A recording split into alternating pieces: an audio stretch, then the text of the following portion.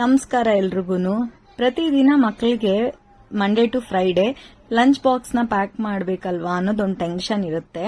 ಅದಕ್ಕೆ ನಾನೇನ್ ಮಾಡ್ತೀನಿ ಅಂದ್ರೆ ವೀಕೆಂಡ್ ಅಲ್ಲಿ ಎಲ್ಲ ಲಿಸ್ಟ್ ಮಾಡ್ಕೊಳ್ತೀನಿ. ಮಂಡೇ ಏನ್ ಮಾಡ್ಬೇಕು, ಟ್ಯೂಸ್ಡೇ ಏನ್ ಮಾಡ್ಬೇಕು ಅನ್ನೋದನ್ನ ಪ್ರತಿಯೊಂದು ಲಿಸ್ಟ್ ಮಾಡಿ ಇಟ್ಕೊಳ್ತೀನಿ.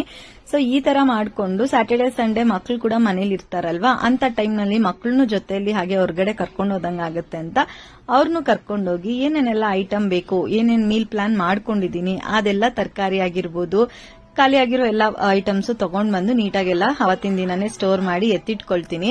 ಈಗ ಮಾಡೋದ್ರಿಂದ ನಮ್ಗೆ ಆರಾಮಾಗಿ ಬೆಳಗ್ಗೆ ಹೊತ್ತು ಮಕ್ಳಿನ ಸ್ಕೂಲ್ ಕಳ್ಸೋವಾಗ ಲಂಚ್ ಆಗಿರ್ಬೋದು, ಬ್ರೇಕ್ಫಾಸ್ಟ್ ಆಗಿರ್ಬೋದು ಇಮಿಡಿಯೇಟ್ ಆಗಿ ಮುಗ್ದೋಗ್ಬಿಡುತ್ತೆ, ಏನು ಟೆನ್ಷನ್ ಇಲ್ದಂಗೆ.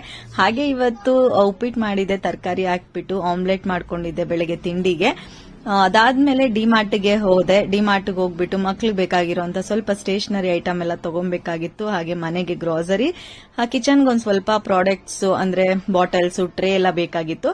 ಅದನ್ನೆಲ್ಲ ಶಾಪಿಂಗ್ ಮಾಡ್ಕೊಂಡು ಸೊ ಮತ್ತೆ ಮನೆಗೆ ರಿಟರ್ನ್ ಆದೆ. ಇದು ಕಂಪ್ಲೀಟ್ ವಿಡಿಯೋ ನಾನು ಈಗಾಗಲೇ ಅಪ್ಲೋಡ್ ಮಾಡಿದೀನಿ.